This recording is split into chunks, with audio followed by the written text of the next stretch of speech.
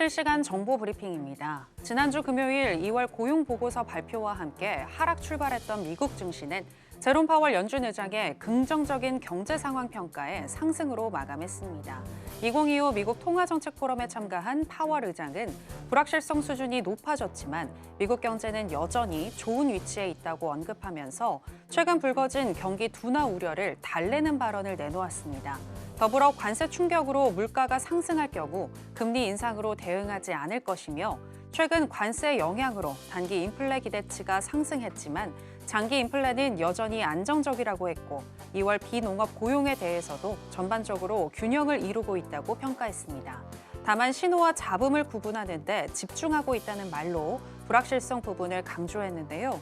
새 행정부의 무역, 이민, 재정정책, 규제 등 정책 변화로 인한 순효과를 확인하는 것이 필요하다며 추가 금리 인하 기대감은 낮췄습니다.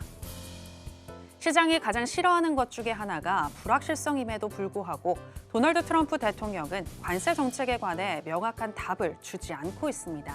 그는 금요일 백악관 집무실에서 기자들과 만난 자리에서 캐나다가 단연간 목재와 낙농 제품에서 250%의 관세를 부과하는 방법으로 미국을 갈취해왔다며 3월 11일 이전에 캐나다산 목재와 낙농 제품에 250%의 관세를 부과할 것을 시사했습니다.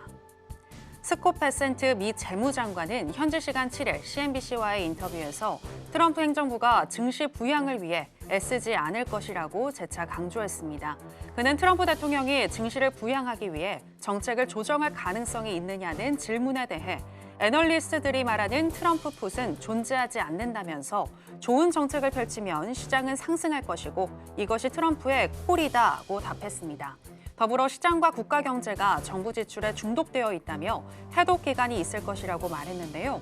전문가들 역시 실제 트럼프가 증시를 무시하지는 않겠지만 적어도 지금은 트럼프의 우선순위가 주가 관리보다는 미국 우선주의에 있다는 점을 받아들여야 한다고 조언했습니다. 중국 식량 물자 비축국이 지난 5일 전략 비축용 석유 매입에 나설 것이라고 밝히자 유가가 바닥에 근접한 것 같다는 주장이 나왔습니다. 중국 식량 물자 비축국이 2024년 9월 국영 석유 기업들로 하여금 전략 비축용 석유 매입에 나섰던 당시 WTI 가격이 65달러였던 것을 감안할 때 현재가 당시와 비슷한 상황이라는 겁니다. 한편 중국의 1, 2월 원유 수입은 전년 동기 대비 5% 감소한 것으로 확인되는데요. 러시아와 이란산 원유 운송과 관련된 선박들이 미국의 제재를 받았기 때문이란 분석입니다.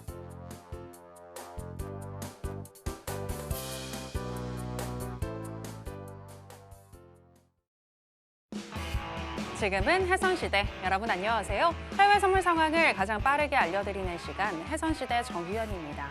트럼프의 관세 폭탄으로 인해서 미국 경기가 위축된 것으로 보이지만 제롬 파월 연준 의장은 낙관적인 경기 전망을 했습니다. 여전히 고용시장은 견고하며 또 인플레율은 2%로 장기적으로 도달할 것이라고 발언한 것인데요. 오늘 이와 관련해서 이야기를 나눠보겠습니다.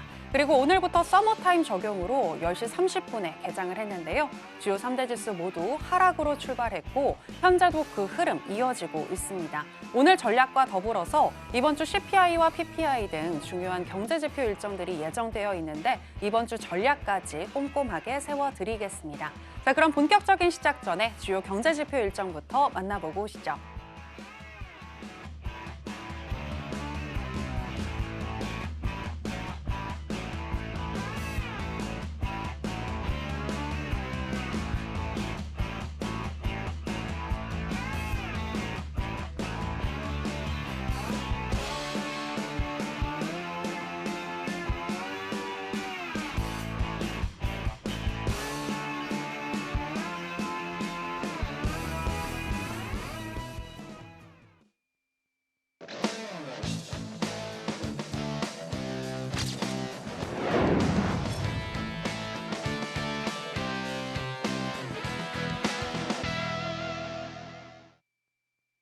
네, 해외 선물계 1타 강사 성견 마스터 나왔습니다. 마스터님 안녕하세요. 네, 안녕하세요. 네, 시청자 여러분들께도 인사 부탁드립니다. 네, 시청자 여러분 안녕하십니까? 성견 선생입니다. 자, 물가 지수 지표가 이번 주에 일단은 있고요. 저번 주에는 일단은 우리 고용 관련된 지표들이 있었습니다. 지금 시장이 굉장히 좀 많이 폭락을 하고 있습니다. 그렇죠? 코인 같은 경우에는 거의 뭐 한 70% 이상 지금 빠지고 있고요. 알트코인 대비해서 비트코인도 지금 좀 많이 빠지고 있고 나스닥 시장도 마찬가지고 모든 시장들이 일단은 하방 쪽으로 조금 가고 있는 모습 보이고 있습니다. 이런 의미에서 반사적인 이익을 지금 항생이 조금 보고 있기는 한데 항생 같은 경우에도 오늘 오전에 굉장히 좀 크게 많이 빠졌습니다. 시장은 이제 경기 침체 시그널이 온 게 아니냐라는 그런 얘기가 굉장히 많죠. 제가 이 자리에서 2년, 3년 전부터 경기 사이클 문제, 경기 사이클 계속 그려드리면서 어떤 요소가 필요하고 어떤 요소가 생겼을 때 경기가 리커버리 할 수 있는지 회복을 할 수 있는지 강조를 드렸는데 그것들이 지금 안 되면서 침체 쪽으로 가고 있는 그런 모습을 보이고 있습니다. 저는 아직도 경기 침체가 당연히 2025년 상반기에 오리라고 일단은 보는 입장인데요. 거기에 더불어서 기본적 분석 그리고 차트상으로 여러분들이 매매를 하실 때 꼭 아셔야 되는 기본 그 기술적 분석까지 오늘 전부 다 가져왔습니다. 잠시 후에 기술적 분석 꼼꼼히 체크해 드리도록 하겠습니다. 잠시 후에 뵙도록 하겠습니다. 네, 제롬 파월 연준 의장의 달래기 발언에도 불구하고 오늘 주요 3대 지수 하락으로 출발을 했고 특히 나스닥 선물 2% 넘는 급락세 현재 이어지고 있습니다. 하지만 선물의 경우에는 우리가 하락에 베팅해서 또 수익을 낼 수 있는 만큼 어떻게 오늘 또 수익 낼 수 있을지 저희가 전략 짚어드릴 거고요. 2025년 상반기에 경기 침체가 예상이 된다라고 앞서서 얘기를 해주셨는데 그 이유에 대해서도 또 1시간 동안 함께 하시면서 들어보시기 바랍니다. 그리고 방송 이후에도 성견 마스터님과 함께 하실 수 있는 방법 지금 하단에 나가고 있으니까요. 참고하셔서 방송 이후에 내일도 함께 마스터님과 수익 사냥 나가보시면 좋겠습니다. 자, 그러면 해선시대 본격적으로 출발해 볼 텐데요. 먼저 나스닥 선물부터 현재 어떻게 흘러가고 있는지 시세 체크와 더불어서 이슈 체크, 전략까지 챙겨보겠습니다. 네, 나스닥 선물 차트 살펴보시겠습니다. 지난주 금요일 일봉상 십자형 캔들로 마무리가 되면서 방향성을 탐구했고 오늘은 하락세에 이어지고 있는데요. 트럼프의 관세 정책 등 여러 가지 불확실성 속에서 매도세가 나오고 있는 것으로 보입니다. 10시 30분 개장 이후에 장대 음봉이 나왔고 그 이후에 쭉 우하향하는 흐름이 나타나면서 지금 계속해서 하락하고 있는 종인데요. 11시 4분경에는 19,691포인트 선까지 터치를 했고요. 2.55% 정도 하락한 19,714포인트 선 현재 지나가고 있습니다. 자, 그러면 나스닥과 관련한 이슈도 이야기 나눠보도록 하겠습니다. 네, 현재 미국의 경기 침체를 우려하고 있는 사람들이 늘고 있지만 제롬 파월 연준 의장은 낙관적인 경기 전망을 했는데요. 마스터님, 이와 관련해서 어떻게 보셨는지 궁금합니다. 네. 일단은 파월 입장에서는 당연히 낙관론을 일단은 펼쳐야 되겠죠. 생각보다 지금 좀 많이 빠지고 있을 겁니다. 잠깐 볼까요, 차트를? 네. 네. 일봉 차트, 나스닥 일봉 차트를 일단 조금 보도록 하겠습니다. 생각보다 지금 많이 빠지고 있습니다. 일봉 차트입니다. 제가 이제 여기에서 요거 일단은 그어 드렸었죠. 예, 요거 일단 그어 드렸습니다. 박스장 일단은 지금 가고 있는데 빨간색으로 좀 할까요? 박스장을 일단은 좀 형성하고 있는데 이 박스장을 어떻게 이제 위쪽으로 돌파를 할 것이냐 아니면 아래쪽으로 돌파를 할 것이냐 몇 가지 경우의 수가 있다라고 제가 말씀드렸어요. 가장 중요한 거는 뭐냐면 첫 번째로 가장 중요한 거는 비농 지표와 실업률 지표죠. 네. 노동 지표가 여러분들 가장 중요해질 수밖에 없어요. 경기 사이클상 지금은 뭡니까? 리커버리를 하기 위해서는 얘네들이 오르면서 그러니까 비농 농업 그 고용 지표죠. 네. 고용 지표는 낮아지고 실업률 지표는 높아지면서 이게 다시 경기가 리커버리 되는 이런 현상이 있어야 되고 두 번째 이제 CPI거든요. 소비자 물가지수. 그다음에 PC죠. 개인 소비 지출 물가지수인데 이 물가지수 같은 경우에 뭡니까? 물가가 일단 내려야 될 거 아니에요. 그죠? 물가가 내려야 되는데 자, 여기에서 동반된 우리 이제 금융 정책, 통화 정책이 뭡니까? 중앙은행 페드의 금리 정책이다. 네. 여기에 따라서 일단은 금리가 움직여요. 자, 지금 상황은 무슨 상황이냐면 여기 플러스 알파로 제가 이따가 우리 국내 사정도 일단은 제가 조금 전망을 좀 해드리도록 하겠습니다. 요게 문제인데 지금 이것들을 물가를 잡기 위해서 금리를 일단 올린 상태입니다. 금리를 올린 상태예요. 미국은 그죠? 올린 상태예요. 그럼 올린 상태라고 하면 여기에 따른 부작용은 지속적으로 좀 나올 겁니다, 여러분. 이게 어떤 정책을 정부에서 쓰고 중앙은행이나 정부에서 재정 정책이나 통화 정책을 쓰고 이게 지금 민간 시장까지 민간 시장 요게 이제 마이크로죠. 민간 시장까지 내려오는 데는 뭐가 있어요? 시차가 있다고 제가 말씀을 드렸죠. 그래서 중앙 정부하고 페드에서 일단은 쓰는 정책이 민간 시장까지 내려오는데 이 시차, 요 시차가 일단 지금 발생을 하고 있는 거다라고 생각하시면 돼요. 자, 무슨 얘기냐면 금리를 올렸기 때문에 그 부작용이 지금 일단은 계속 축적이 되는 것이고 그게 지금 일어나는 것이다. 쉽게 생각하시면 됩니다. 이 경제는 어려운 게 아니에요, 절대로. 경제는 제가 뭐예요? 경제는 절대 어려운 게 아니다. 단 이제 헷갈릴 뿐이다. 헷갈릴 뿐이다라고 제가 항상 강조를 드리지 않습니까? 그죠? 금리를 굉장히 좀 많이 올렸기 때문에 기업의 생산 활동이 위축될 것이고 기업의 생산 활동이 위축이 되면 우리 국민 경제, 미국 국민이겠죠? 국민 경제는 안 좋아지는 게 맞습니다. 자, 안 좋아지니까 뭐예요? 이 프로세스에 의해서 증시, 뭐 주가, 뭐 현물가 이런 게 떨어지는 게 당연한 거예요. 그래서 지금 떨어지는 겁니다, 여러분. 이해되세요? 되게 그냥 직관적으로 보시면 돼요. 예. 물론 트럼프 관세 정책도 있겠죠. 트럼프가 하는 여러 가지 지금 정책들 그리고 뭡니까? 뭐 전쟁도 있겠죠. 이런 것들도 다 있겠지만 가장 근본적인 걸 여러분들이 생각하시면 쉽습니다. 근본적인 건 뭐예요? 지금 고금리 상황이에요. 고금리 상황에서 금리를 낮출 수가 없는 상황. 자, 금리를 낮출 수가 없는 고금리 상황이기 때문에 뭡니까? 기업의 생산 활동이 위축되고 기업의 생산 활동이 위축되면 당연히 일을 하고 있는 미국 국민 경제가 안 좋아지니까 당연히 주가도 떨어지고 현물가도 떨어지고 증시도 떨어지고 모든 것들이 다 떨어지는 겁니다. 자, 여기에서 원래는 올라야 되는 게 뭡니까? 코인이죠. 자, 비트코인 제외한 알트코인들이 원래 올라야 돼요. 그죠? 순환매 사이클, 지금 4주기 순환매 사이클인데 지금 뭐 이게 폭락하고 있거든요. 폭락. 여기에 대해서도 제가 조금 이따가 조금 한국에 빗대서 제가 조금 말씀을 드릴게요. 폭락하고 있다고요.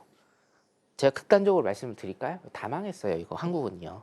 한국 젊은이들 지금 알트코인 하시는 분들 되게 많죠. 이 방송 보시는 분들도 다 망했습니다. 50%에서 70% 지금 빠지고 있습니다, 여러분. 알트코인이요. 자, 이게 뭐예요? 이게 이거예요. 미국발이라고 봅니다. 저는 미국발. 기업의 생산 활동이 앞으로도 계속 위축이 될 겁니다. 그래서 뭐예요? 지금 계속 빠지는 거예요. 자, 혹자는 그렇게 얘기를 했었죠. 이게 여러분 보세요. 2023년하고 2024년에 매스컴에서는 뭐라고 얘기했습니까? 미국 경기 좋다. 왜 좋아요? 고용 안정적이고 고용은 높아지고 실업률은 지금 낮은 상태. 거기에다 뭡니까? 인플레이션은 낮아지고 있는 상태이기 때문에 고용이 탄탄하다. 그래서 우리는 뭐 소프트 랜딩, 노 랜딩으로 갈 것이다. 이렇게 일단 얘기를 했었죠. 자, 이거를 제가 좀 정리를 해드릴게요. 한국 상황도 지금 제가 좀 말씀을 드려야 되기 때문에 요거 좀 정리를 한번 해드리겠습니다. 어차피 여러분 지금 매매하실 거는 없어요.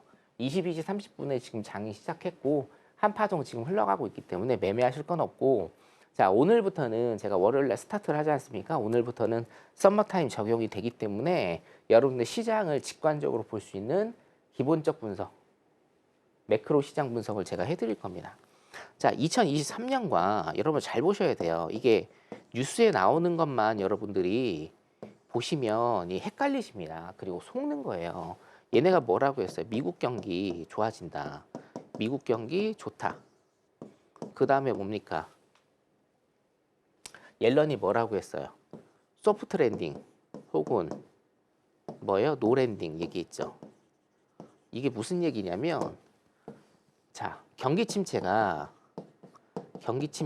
아주 얕게 오거나 혹은 경기 침체가 아예 안 오거나 요거를 얘네들이 강조를 했단 말이에요. 그러면 우리가 항상 반대적으로 생각을 해야 돼요.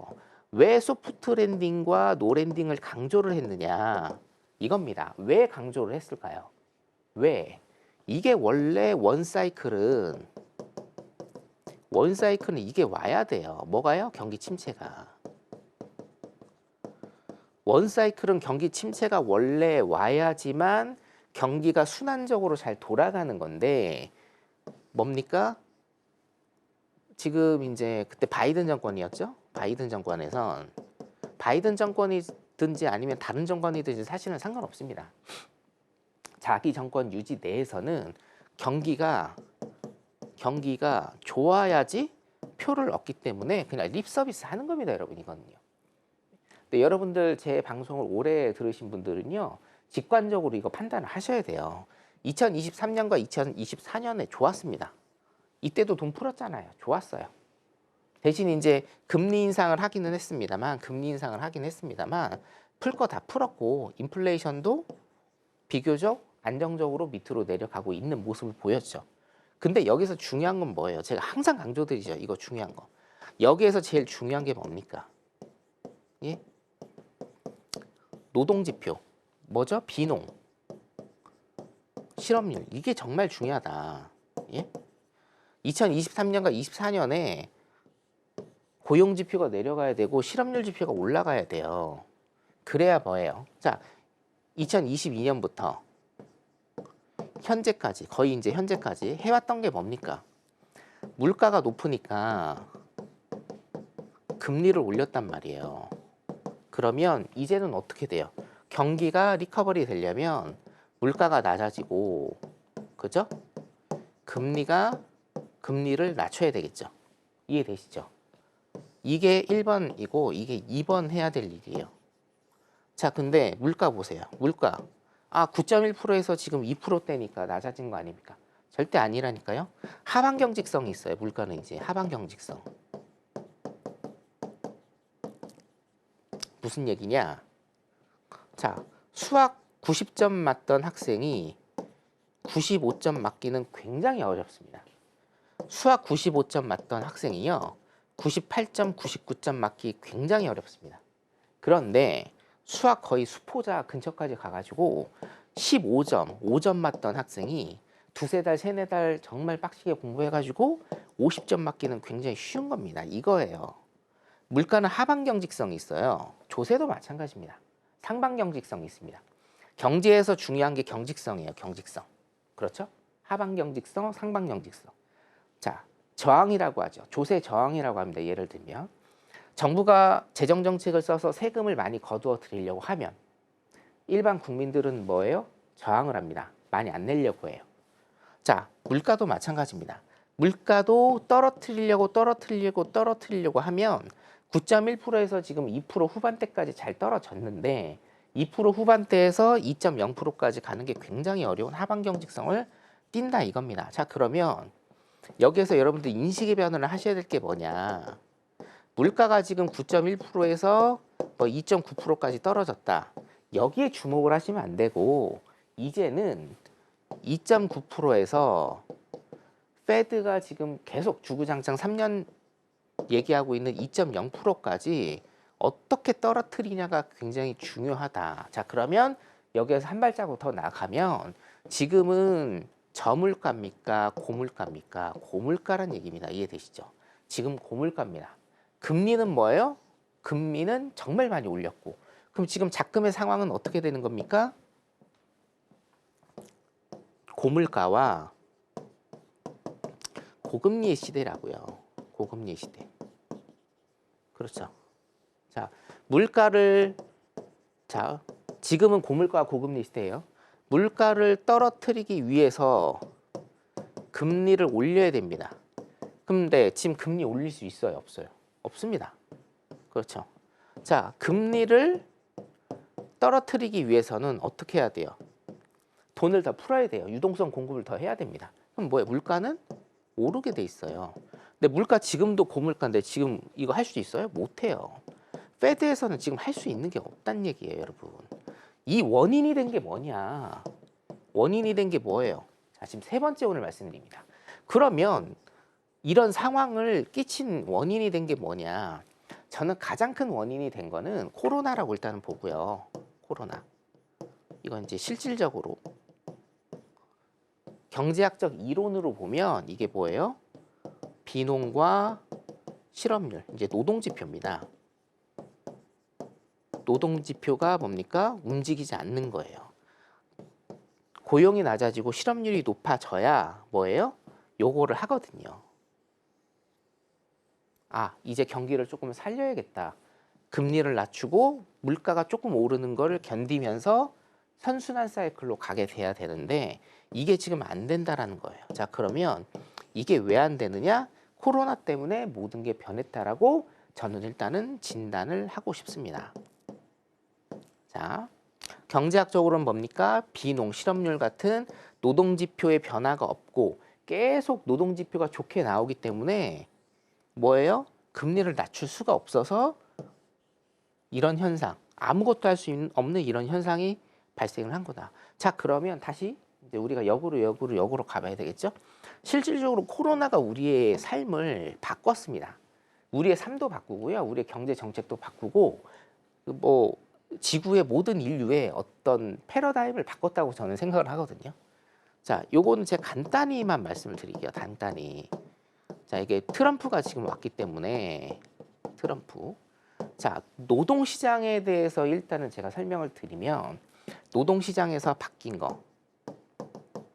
요거는 제가 예전에 한번 몇 번 일단 말씀을 드린 적이 있는데 트럼프의 노동정책이 뭐예요? 자국민, 미국인 아니면은 다 쫓아냈어요. 코로나 때 기억나시죠? 미국인 아니면 다 쫓아냈다고요. 그리고 뭐예요? 멕시코 국경에 뭐 세웠어요? 장벽 세웠습니다. 이게 뭐냐면 자, 미국은 내수가 70% 이상 먹는 나라인데 요소에서 자국민이 아닌 이주민들, 이민자들이 요소에서 미국 내 노동시장에 굉장히 큰 파트를 차지하고 있었는데 얘네들 다 내쫓은 겁니다. 국경 밖으로 다 내쫓았죠. 근데 코로나가 조금 잠잠해지고 다시 들여야 되는데 들여오지 않은 거예요. 이때. 이해되시죠? 그러니까 뭡니까? 공급이 줄어드는 거예요. 공급이 줄어드니까 임금 인플레는 어떻게 돼요? 인건비는 어떻게 됩니까? 공급이 줄어드니까. 인건비가 오르는 거예요, 여러분. 오르니까 뭐예요? 인건비 물가 안 잡히는 겁니다. 이해되세요? 이해되시죠? 그리고 은퇴자들. 자, 코로나 때 은퇴자들이 은퇴를 했습니다. 그죠? 코로나 때 노동자들이 은퇴를 했어요. 그러면 노동자들이 여기에서 이만큼 솟아 나갔습니다. 자, 그러면 코로나가 좀 잠잠해지면 이 은퇴하신 분들이 이쪽으로 들어와서 이 파트를 또 채워야 되잖아요. 근데 은퇴자들이 돌아와요? 안 돌아와요? 안 돌아옵니다. 왜 안 돌아와요? 미국도 집값이 굉장히 많이 뛰었습니다. 나스닥 일단 전번에 나스닥 제가 주봉이나 월봉 좀 이따 보여드릴 건데 은퇴자들이 지금 일을 하면서 미국의 쉽게 얘기해서 미국의 집값도 굉장히 좀 많이 뛰었는데 미국 같은 경우에는 모기지론하고 모기지 플러스 영모기지가 있죠. 모기지. 요건 뭡니까? 영모기지는. 내가 집을 갖고 있으면 집을 은행에 맡기고 은행이 다달이 연금을 주는 형식이에요. 근데 미국은 이게 굉장히 잘 돼 있죠. 그러니까 집값이 많이 올랐어요. 내가 힘들게 밖에 나가서 일하는 것보다 연금으로 받는 돈이 더 많아. 그럼 내가 일을 해야 안 해요? 안 해요, 여러분. 안 하니까 여기 안 들어오는 거예요, 얘네들이. 은퇴자들이. 그러니까 뭐예요? 노동에 대한 공급이 낮아지니까 인건비가 올라가는 겁니다. 인건비 올라가니까 인플레이션 잡혀요, 안 잡혀요? 안 잡혀요. 그러니까 원인은 코로나에 사실은 있다라고 저는 봐요, 솔직히. 근데 뭐예요? 경제학적으로는 비농과 실업률 같은 노동지표가 너무 좋기 때문에 꿈쩍 않기 때문에 이게 지금 선순환 사이클로 안 가는 겁니다. 자, 그러면 이거를 타게 하려면 어떻게 해야 되나?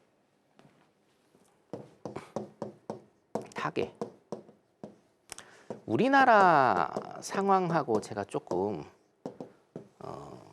비교를 조금 해드리면 여러분, 자, 이거를 보셔야 되는데 제가 차트를 조금 잠깐 보여드리겠습니다. 요거는 제가 이제 방송에서 최초로 일단은 말씀을 드린 거니까. 자, 월봉입니다. 월봉이고요. 연결로 좀 보겠습니다. 자, 나스닥 월봉인데요. 이게 이제 2015년도부터 일단은 보여드릴게요. 2008년, 2009년에는 저 밑에 있어요. 아시죠? 더 밑에 있었습니다. 자, 월봉을 일단은 제가 좀 보여드리면 25년도 그리고 15년도 10년치입니다. 이거 보면은 뭐를 느끼시냐면요, 여러분. 발자취를 일단은 따라가는 게 맞습니다. 발자취. 저도 지금 이제 이 얘기를 서울경제TV에서 처음 해드리는 거거든요. 굉장히 좀 많이 연구를 하고 공부를 하고 저도 고민이 많았는데 잘 들으세요, 여러분. 발자취를 따라가는 게 맞아요. 복잡할 때는 어떻게 해야 돼요?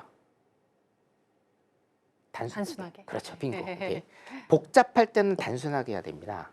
뭐 세계 유수의 석학들이 있고 경제학자들이 있는데, 자, 2008년, 2009년 미국이 리만 브라더스 사태와 리만 브라더스 사태가 나고 모기지론 부실 사태가 났을 때 뭘 했죠? 뭐 했습니까? 미국이요. 되게 단순한 거 했습니다. 뭐 했습니까? 시장에 막대한 돈을 풀었어요. 그렇죠? 시장에 막대한 돈을 풀어서 일단은 어떻게 됐습니까? 여러분들이 보이시는 대로 됐습니다. 자, 복잡할 때는 단순하게 가셔야 돼요.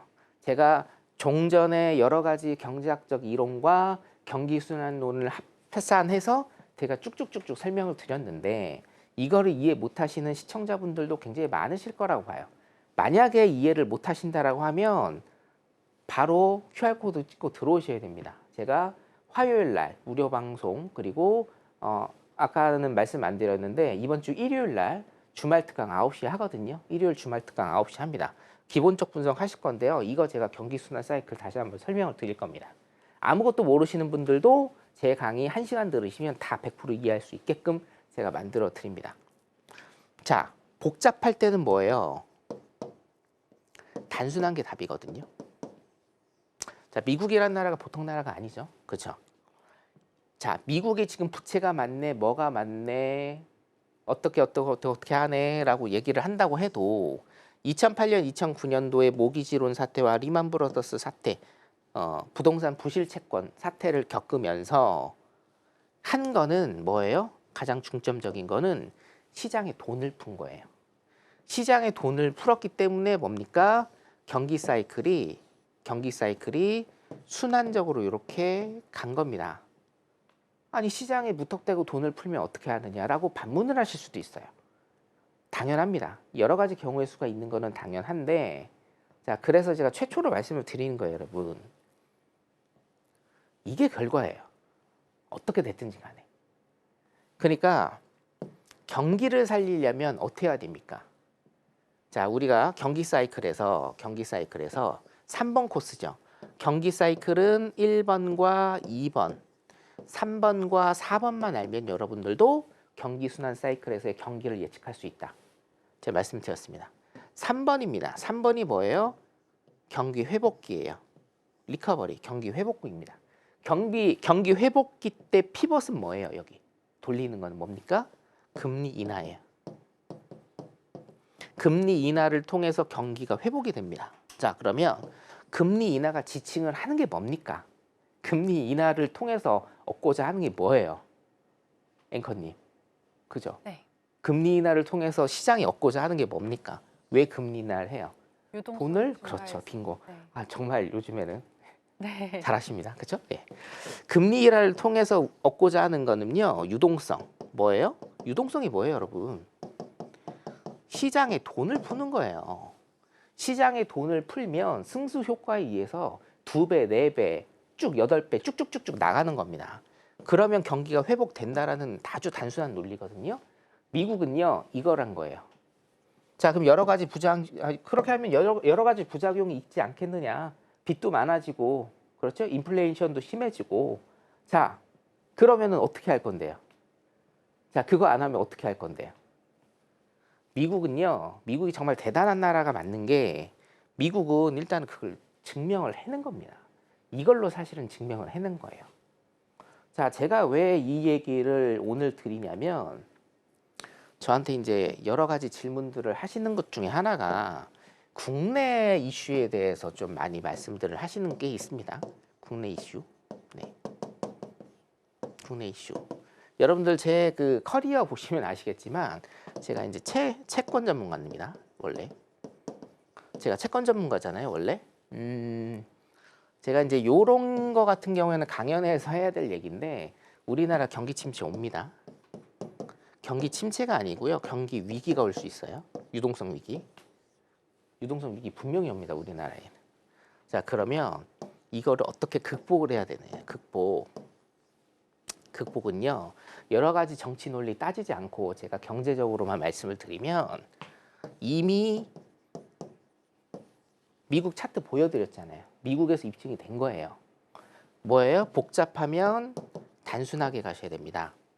빚이 많이 늘니 아니면 미래 세대가 몇십만 원을 몇백만 원을 갚아야 되느니 좋습니다.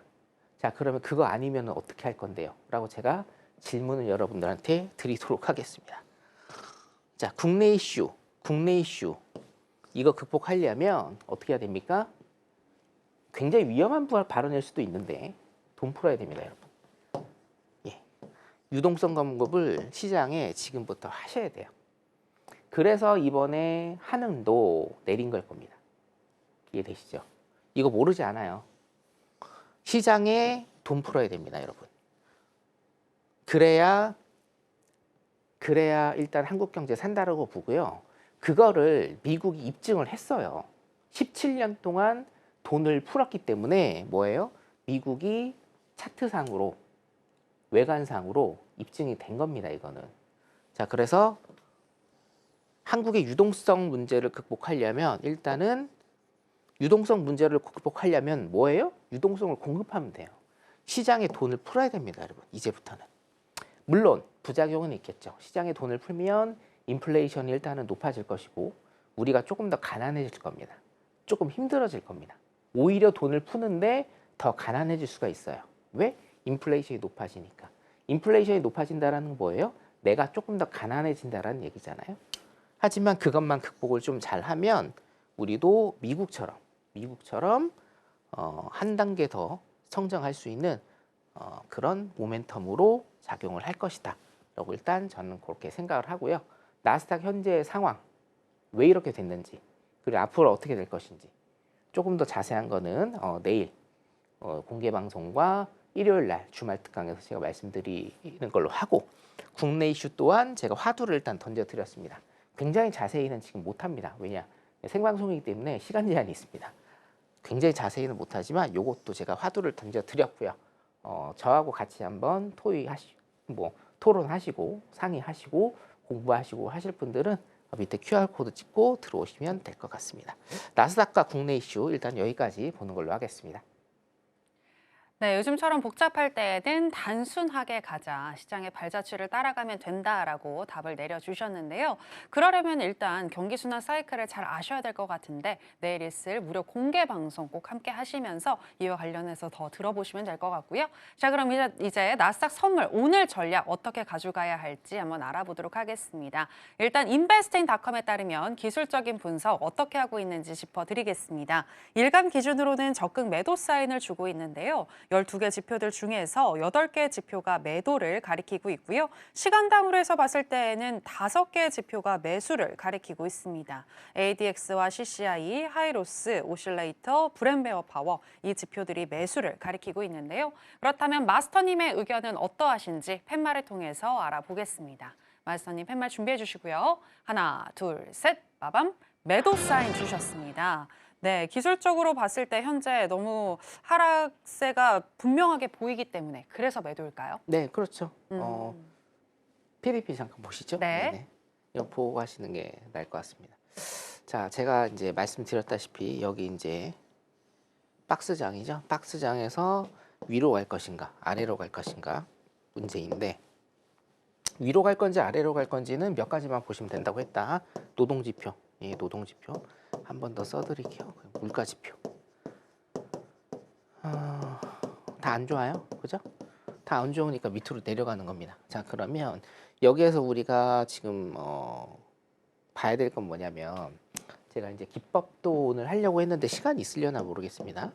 5일선, 21선, 뭐 수렴과 발산 이런 기법들이 있는데 일단 이평선 매매 기법으로 5일선, 21선 기법을 여러분들이 조금 핵심적으로 알아두시면 될 것 같고 이거예요. 모든 이평선, 그러니까 모든 캔들은 이평선과 함께 일단은 움직이죠. 캔들은 이평선들과 함께 일단은 움직이는데 가장 단기적으로 굉장히 큰 힘을 나타내는 건 5일선이겠죠. 그죠? 단기 이평선은 5일선입니다.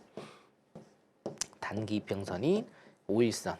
자, 5일선 밑에 캔들의 종가가 5일선 밑에 전부 다 형성이 되고 있어요. 여기만 한번 튕겼고 캔들의 종가가 5일선 밑으로 전부 다 형성이 되고 있습니다. 자, 그럼 뭡니까? 이거는 매도예요. 이거를 매수 받으시려고 하시는 분들은 조금 이제 그 선물에 관한 생각을 조금 달리 하셔야 되는 그런 분이십니다. 아시겠죠? 자, 그래서 일봉상 일단은 매도임에는 자명하고, 자, 그럼 3분봉으로 일단은 타점을 일단은 좀 잡아보도록 하겠습니다. 해외 선물에서 가장 중요한 거 두 가지 뭡니까? 방향과 타점이다. 근데 방향과 타점은 굉장히 쉽게 성경 선생이 알려준 대로 성경 선생의 기법만 사용하면 방향과 타점은 굉장히 쉽게 알 수가 있다. 방향은 뭘로 알 수가 있습니까? 5일선과 21선 두 개를 체크해서 이게 골든 크로스냐. 골든 크로스면 매수 방향이죠. 그리고 데드 크로스냐. 데드 크로스면 매도 방향입니다. 그 타점 같은 경우에는 제 기법 4개가 있습니다. 5일선 기법과 21선 기법, 수렴과 발산 기법, 그 다음에 내일 오시는 분들, 내일 공개 방송 참여하시는 분들이 보실 성견 차트 진입 로직, 이 4가지가 있습니다. 요것만 딱 아시면 돼요. 자, 그러면 주요 시간 22시 30분 이후, 22시 30분 이후의 주요 시간에서 여러분들이 보셔야 됩니다. 여기죠? 여러분들이 보셔야 될 거 뭡니까? 5일선과 21선, 파란색 선이 5일선이고요. 초록색 선이 21선입니다. 5일선과 21선을 비교를 했을 때 22시 30분 이후에 5일선이 21선 아래에 있죠. 그렇죠. 5일선이 21선 아래에 있어요. 그럼 이 방향은 어떻게 돼요? 방향? 데드 크로스니까 매도 방향. 매도 찍으시면 돼요. 매도 찍으시면 됩니다. 자, 그러면 우리가 타점을 봐야 되겠죠? 타점은 기법에 따른 건데 일단은 이평선 매매 기법만 보면 5일선과 21선, 그러니까 5일선을 터치하는 음봉의 종가 진입, 21선을 터치하는 음봉의 종가 진입으로 하시면 됩니다. 자, 기법 모르시는 분들은 들어오시면 내일 화요일 날 제 무료 방송 들어오시면 기법 동영상 제가 무료로 일단 제공해 드리니까 들어오시면 되겠고요. 타점 어떻게 해요? 5일선이나 21선을 터치하는 음봉의 매도 종가입니다. 자, 여기 21선을 터치하는 음봉의 매도 종가. 여기에 진입하시면 됩니다. 매도를. 그리고 5일선을 터치하는 음봉의 매도 종가. 5일선을 터치하는 음봉의 매도 종가. 5일선을 터치하는 음봉의 매도 종가. 5일선을 터치하는 음봉의 매도 종가. 여기에서 진입, 매도 진입, 매도 진입, 매도 진입하시면 쭉 수익으로 가신다는 겁니다. 쉽죠? 자, 이거를 굉장히 좀 많이 연습을 하셔야 돼요. 예. 하지만 차트상으로 일단은 직관적으로 여러분들이 보실 수가 있는 겁니다. 자, 그래서 해외 선물에서 가장 중요한 2가지 방향과 타점을 잡는 데 있어서 방향은 굉장히 단순해요. 아직도 여러분들 저한테 이런 거 많이 물어보시거든요. 전문가님, 오늘 매수입니까 매도입니까 오릅니까 내립니까를 물어보시는데 모릅니다. 그거 알면은 제가 이재용보다 더 부자겠죠? 자, 이거는요, 여러분, 방향성은, 그러니까 예전에는 그런 분들 많았는데 요즘에는 대응이란 영역이 굉장히 좀 많이 알려져서 대응하시는 거예요. 내가 매매하는 그 시간에 대응을 하시는 겁니다. 그래서 뭐예요? 5일선과 21선만 놓고 보셨을 때의 매수 방향인지 매도 방향인지, 그리고 두 번째 타점은 성견 선생이 가르쳐드린 요 기법상으로 들어가시면 여러분들 수익으로 일단은 잘 가실 수가 있다라는 겁니다. 이해되시죠? 자, 이런 훈련까지 제가 내일 오전, 오후 무료 방송, 무료 공개 방송에서 제가 알려드리도록 하겠습니다. 나스닥 일단 여기까지 보도록 하겠습니다. 네, 기술적으로 데드크로스가 나왔기 때문에 오늘은 의심할 여지 없이 매도 사인을 들 수 있겠고 5일선이나 21선을 터치하는 음봉의 종가에 타점을 잡으면 되겠다라고 솔루션을 주셨습니다. 이렇게 스스로 또 고기를 잡을 수 있는 방법까지 얘기를 해주시는 성견 마스터님이신데요. 어떻게 마스터님과 내일도 계속해서 함께 하실 수 있을지 저희가 더 큰 화면으로 준비를 했습니다. 만나보실까요?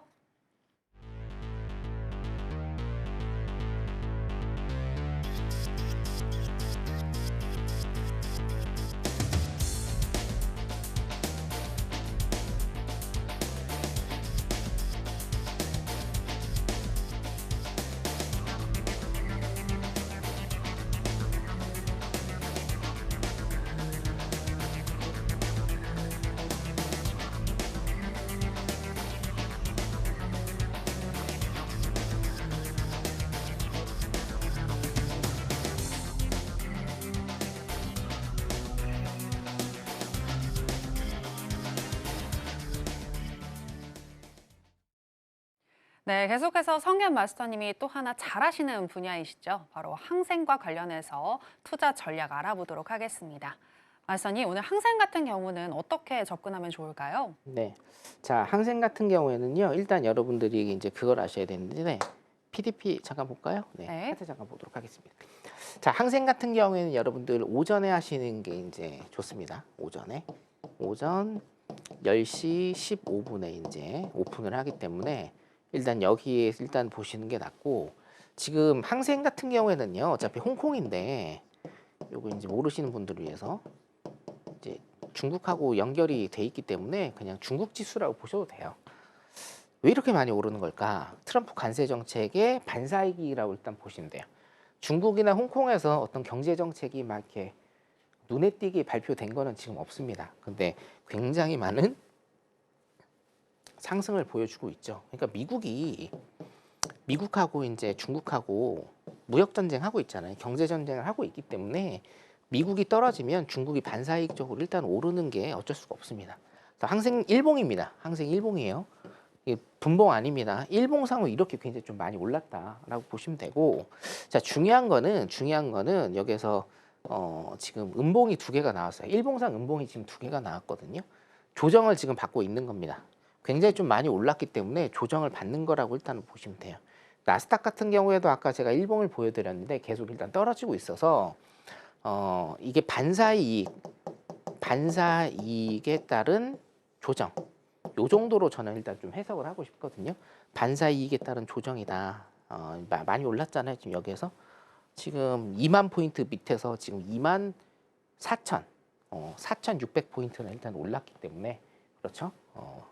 60% 정도 일단 올랐기 때문에 그렇고 이게 일봉상으로 지금 21선을 터치를 한 번도 안 했습니다. 21선 한 번도 터치 안 했거든요. 자 그러면 일봉을 잘 보시면 21선 터치를 일단은 하는 게 좋습니다. 그래서 21선 터치를 하고 다시 위로 올라가는 모습을 보일 가능성이 굉장히 좀 크거든요. 그러면 어디까지 오를 것이냐? 자 21선 터치하고 21선을 조금 깨고 다시 오르면서 이 부분에서 박스를 일단은 칠 가능성이 굉장히 농후해요. 근데 이 부분만 하더라도 여러분 500틱 구간입니다. 500틱 구간. 500틱 구간이기 때문에 여러분들 충분히 여러분 하루 1당 정도는 뽑으실 수 있는 그런 라이들이 일단은 나온다라고 보시면 돼요. 자, 항생 같은 경우에도 지금 분봉으로 좀 보면 항생 같은 경우에도 요즘에 사실은 매매가 그렇게 녹록치는 않습니다. 매매가 그렇게 녹록치는 않는데 오늘 사실은 저도 이제 매매하는데 조금 힘들긴 했거든요. 추세가 조금 늦게 터지고 조금 굉장히 많이 흔드는 경향이 있어요. 흔드는 경향이 있는데 오늘의 핵심 포인트는 사실은 여기입니다. 제가 이제 이 자리를 좀 놓치기는 했는데 실제로 그래서 한 요 자리 정도에 제가 매도 진입을 해서 한 160틱 160틱 정도 일단은 수익을 올렸는데요. 이 자리에 진입해서 핵심 포인트는 여기에요. 자, 뭡니까? 5일선과 21선을 비교했을 때 5일선이 21선 밑에 있습니다. 그렇기 때문에 뭐예요? 매도, 방향 매도. 두 번째는 타점이죠. 자, 21선을 터치하는 음봉의 매도 종가. 여기에 쭉 들어가면 됩니다. 오케이? 자, 여기가 지금 보면 21선을 터치하는 음봉의 매도 종가. 여기 제가 그어드릴게요. 24,071 정도. 24,071 정도. 잘 들어가면 여기가 뭐예요? 21선 기법. 21선을 터치하는 음봉의 매도 종가 24,071 매도입니다. 매도면 쭉 가면 23655니까 400틱 나오죠? 400틱 이상 나오네요. 그렇죠? 400틱 이상. 이렇게 나옵니다. 자, 그래서 여러분들 일단은 기본적 분석도 좋고 기술적 분석도 좋은데 일단은 매매를 통해서 여러분들이 수익을 내셔야 되기 때문에 성견 선생이 가르쳐드리는 첫 번째 방향과 타점 여러분들께서 계속 훈련하시고 공부하시면 됩니다.